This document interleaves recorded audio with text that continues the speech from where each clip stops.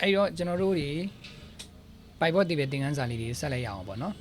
အဲ့တော့ Pivot တွေရဲ့သင်ခန်းစာမှာကျွန်တော်ဒီနေ့ကလည်းကျွန်တော်3ခုပြောမယ်ပေါ့နော်အဲ့တော့အရင်ဆုံးအနေနဲ့ကျွန်တော် format ပေါ့နော်ဟို table မှာကျွန်တော် Pivot table မှာ number format လောက်တာလေးကျွန်တော်ပြောပြမယ်ပေါ့နော်အဲ့ဒါလေးကျွန်တော် sharing လုပ်ပါမယ်အဲ့တော့ကျွန်တော်ကရှိကတော့အစ်မသွားသေးဘူးပေါ့နော်ဒီရှိ number PV8 မှာပဲကျွန်တော်ပြမယ်ပေါ့အဲ့တော့ဒီမှာ number format ဆိုတာဘာပြောရလဲဆိုတော့ကျွန်တော်ပြောချင်တာဒီ Pivot table မှာဆိုလို့ရှိရင်အခုမြင်နေရတဲ့ average sale ဆိုတဲ့ column မှာပေါ့နော်ဒီ column မှာကျွန်တော်ကဆိုကြပါစို့ပေါ့ကျွန်တော်ဒီတစ်ခုဒီ range တစ်ခုလုံးကိုကျွန်တော်ဒီလို select မှတ်လိုက်တယ်ပေါ့နော်ဒီလို select မှတ်လိုက်ပြီးတော့ကျွန်တော်ကhome ribbon ထဲမှာကျွန်တော်ဒီမှာလေး general ဆိုတဲ့နေရာလေးရှိတယ် number formatting ပေါ့နော်အဲ့ number format နေရာကိုဖြည့်ချပြီးတော့ကျွန်တော်က number format တစ်ခုရွေးလိုက်တယ်ပေါ့နော် number တစ်ခု format တစ်ခုရွေးလိုက်တယ်ဆိုလို့ရှိရင်ကျွန်တော်ဒီ pivot table မှာဘယ်လိုဖြစ်သွားလဲဆိုလို့ရှိရင်ကျွန်တော်တို့ selection ပေးထားတဲ့အကွက်တွေမှာပဲ number format ကနောက်က decimal 2 point နဲ့ပေါ့နော်အမှတ်2ခုနဲ့ decimal 2နေရာနဲ့သူကအဲ့လိုပဲပြောင်းသွားပါအောက်ကကျွန်တော်တို့ a grand total မှာပြောင်းသွားတာမရှိဘူးပေါ့နော်ပြောင်းသွားတာမရှိဘူးဟုတ်ပြီဒါတွေကျွန်တော်ပြန်ပြီးတော့ဒါလေး filter ပြန်ဖြည့်ချမယ်အဲ့တော့အောက်က grand total တွေပြောင်းသွားတာမရှိဘူးပေါ့နော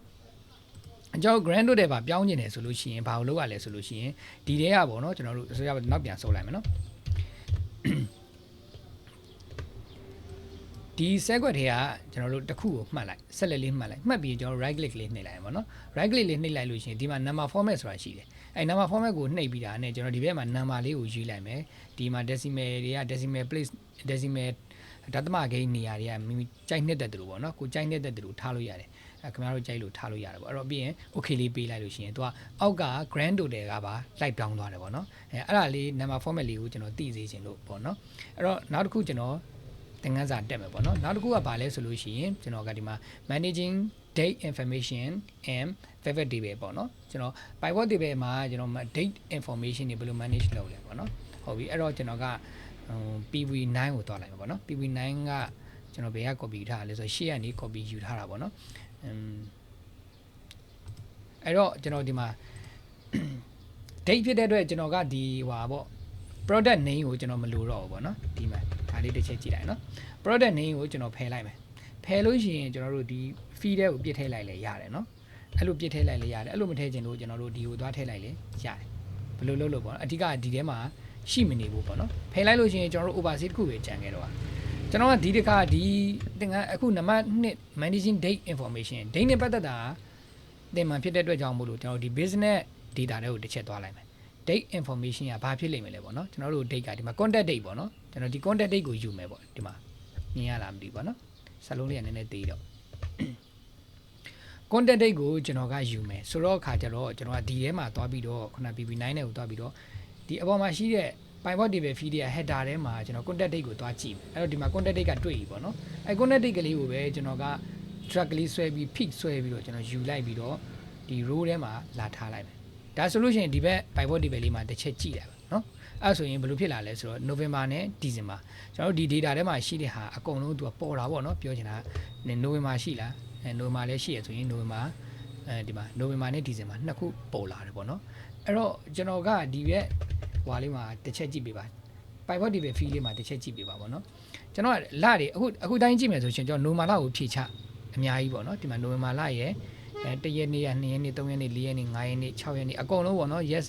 ရက်အကုန်လုံးကြာလာတယ်ပေါ့နော်အဲ့ဆိုရင်ဒီဇင်ဘာကိုလည်းဖြည့်ချကြည့်ဒီဇင်ဘာမှာလည်းဒုက္ခပဲဒီဇင်ဘာလည်းဖြည့်ချကြည့်လို့ရှိရင်ဒီဇင်ဘာလကကျတော့23ဒီဇင်ဘာပေါ့နော်ဒါလေးပဲရှိတယ်ပေါ့နော်အဲ့တော့ကျွန်တော်ကအဲ့လိုမျိုးလနဲ့မလိုချင်ဘူးအဲ့လကိုကျွန်တော်ဖယ်ထုတ်လိုက်မယ်ဒီမှာနော်လကိုဖယ်ထုတ်လိုက်မယ်နော်ပြီးတော့ရက်ကလည်းကျွန်တော်လိုချင်လားရက်လည်းမလိုချင်ဘူ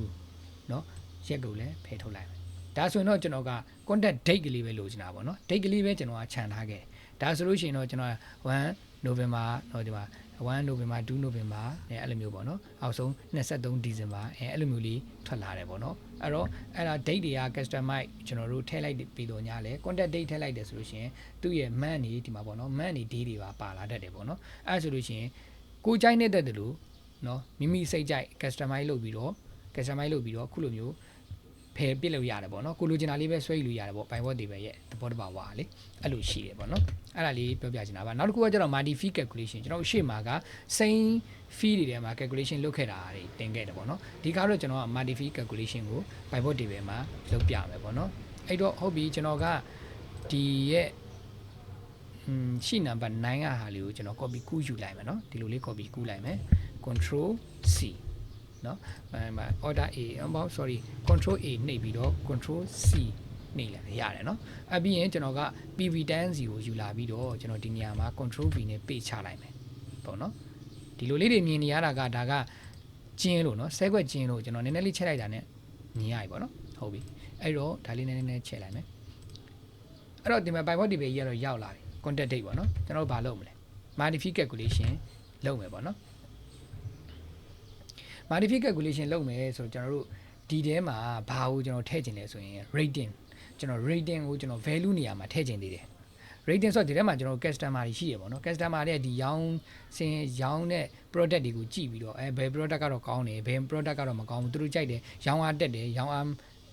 မတက်ဘူးပေါ့နော်အဲ့ဒီရဲ့ rating ကိုကျွန်တော်ထည့်ချင်တာအဲ့တော့ဒီထဲမှာ rating information rating data ရှိတယ်အဲ့တော့တစ်ချက်ကြည့်မယ်ဒီမှာ rating given ဆိုတာတွေရှိတယ်ပေါ့နော်ဒီ rating given လေးကိုကျွန်တော် pivot table ထဲကိုပြစ်ထည့်မယ်အဲ့တော့ PV10 စီကိုသွားမယ်အဲ့တော့ဒီ header fee ထဲမှာတစ်ချက်ကြည့်လိုက်မယ်နော်တစ်ချက်ကြည့်လိုက်မယ် rating ဘယ်နာမှာအဲ့ဒီမှာတွေ့ပြီနော် rating လေးကိုကျွန်တော် fix ဆွဲမယ်ဆွဲပြီးရင်ကျွန်တော်က value နေရာကိုထည့်လိုက်မယ်အဲ့တော့ကျွန်တော်တို့က